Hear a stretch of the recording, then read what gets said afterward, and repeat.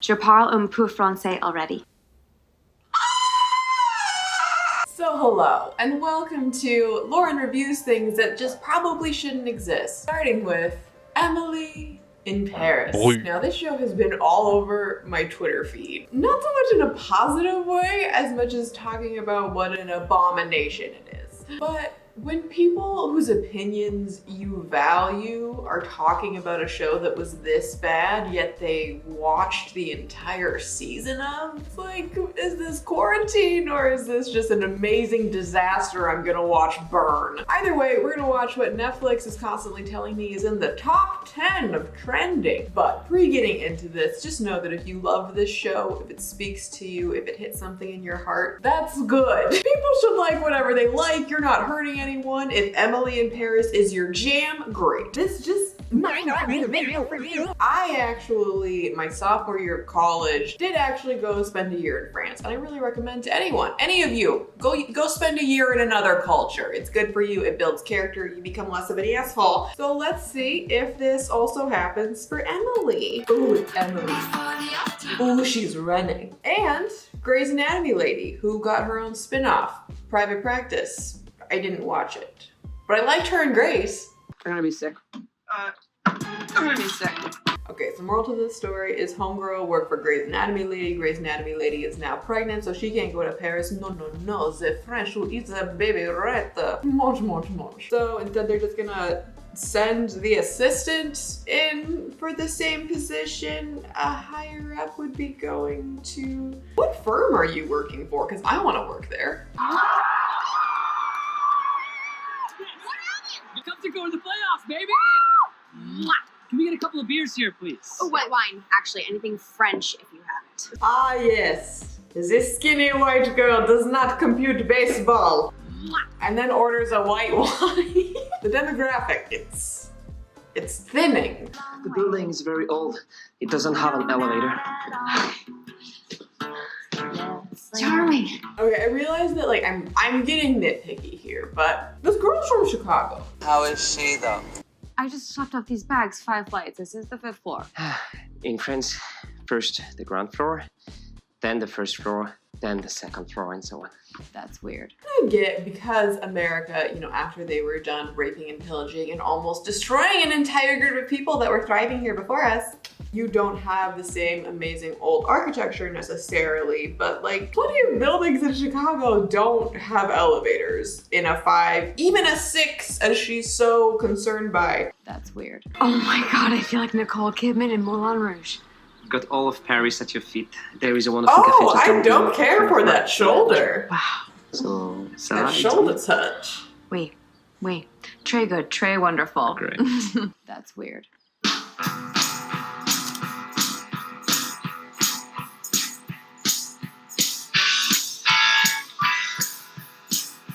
Oh, snap. She's now Emily in Paris. That's so crazy. Hi. Hello. Bonjour.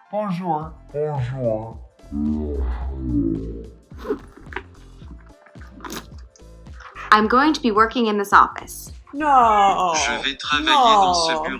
Comment s'est passé le voyage, le nouvel appartement, tout ça? You lost me a bunch. Hold on.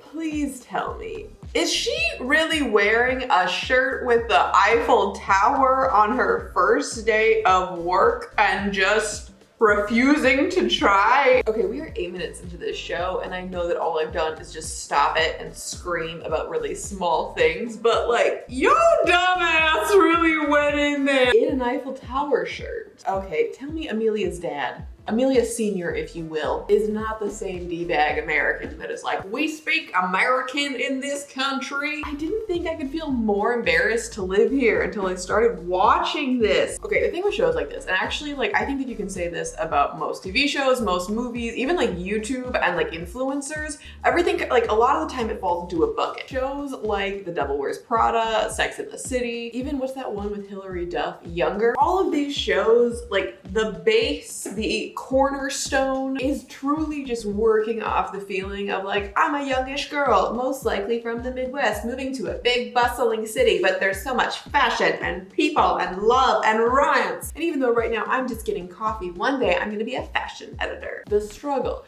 And I mean, that works. Like, it works on me. Like, what I'm getting at is that you have a clear demographic that this works for, so much so that this exact same storyline worked 30 years ago, it worked 10 years ago, it works today, and unless our society goes through something really, really traumatizing, which at this point, who knows, will work again in 20 years. I mean, that's why you have so many influencers who are literally, they're not funny, they're not entertaining, they're just wealthy. They're just able to do stuff that you wish that you could, so even if they're awful people, you watch it. Just like, even if this is a terrible show, we might watch it. Okay, so Elizabeth here is trying to prove herself. For those of you who haven't met me, I'm Emily Cooper. Apparently she did social media with her 48 followers. No shade, Ella. Bonjour. But is now giving a presentation where she is just speaking English very loudly because that will help no one. Why are you shouting? Good job, Luke. Excuse me, but the French are masters of social media.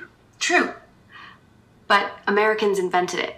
Yeah, I'm gonna count myself. Okay, so Amelia here has had a rough day. It was her first day. Like, I also don't understand the timing. Like, she got in on the plane this morning with enough time to make it to work and like get moved in. Like, I am confusion. Oh, this can't be happening. Come on. Is she really? No. Sorry. No. I thought this was No. my apartment. No. Floor. I see. So it was not just a ploy to be like, oh, the French are so weird because they count the floors differently and everything centers around me. But no, it was also a ploy because she's going to find her sexy neighbor downstairs. Okay, d'accord. Patricia, je voudrais partager quelques idées sur la manière dont...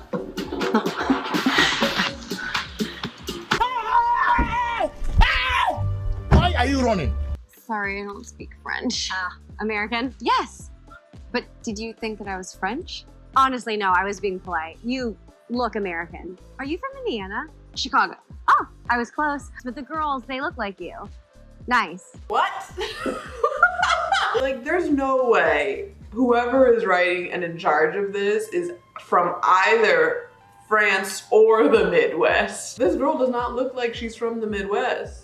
We're a stable, sturdy, attractive bunch. Like, I'm not saying every girl in Chicago does this or every girl in the Midwest, because I did it, because it's gross. But you know, people like nose grease their beer. Emma here does not nose grease, I can tell you that right now. Emma here is not our representative, okay? And so chic, the lights so magical, but the people, so mean.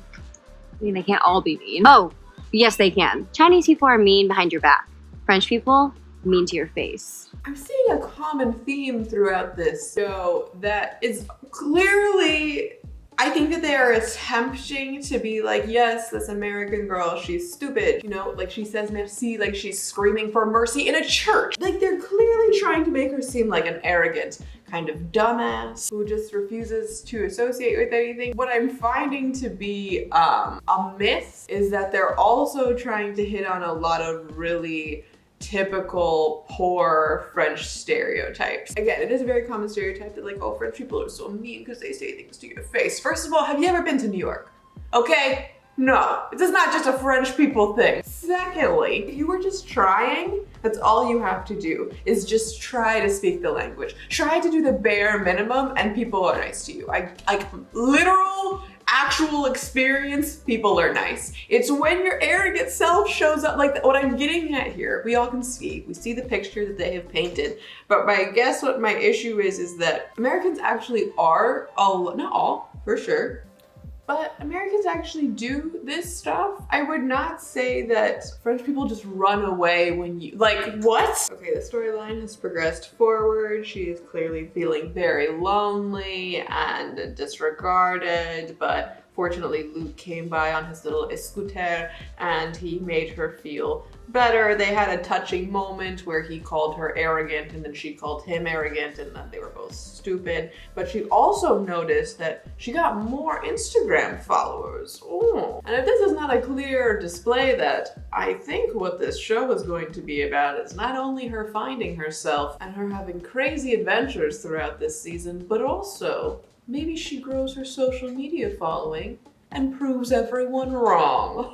Oh, also she like tried to have cyber sex and then just really hit the nail on the head that despite her trying to have phone sex was just like, oh, I'm so excited, but I'm so lonely and stuff is wild. And then apparently tried to use her vibrator. And even though she had an adapter in there, guess it wasn't the right one because she apparently blew all the power on the entire street. So yeah, we're done with this show. Okay, so again, if you love this show, if you find it even mildly enjoyable, power to the people, live your lives. And I will say, I've only watched the first episode, so maybe it gets better. Je sais pas. Again, I feel like you just took a very classic storyline, and the thing is that there's nothing wrong. I feel like that's why rom-coms are a thing. In my opinion, which no one asked for, but hi, welcome to the end of this video. There's nothing actually wrong with using an overused storyline or concept or hitting on certain feelings. If this is succeeding, which again, like these people have a show on Netflix, I don't. So who's the real loser?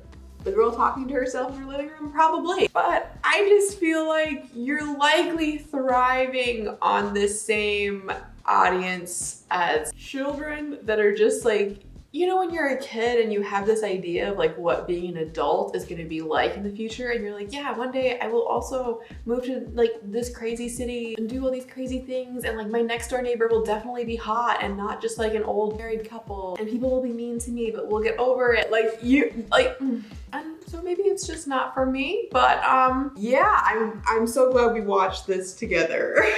So yeah, thank you for being here. Thank you for experiencing this with me. Thank you for watching me touch my hair a million times. It's finally dry. Go watch a show that makes you feel good. If it's this, that's okay. As long as you feel good, little buddy.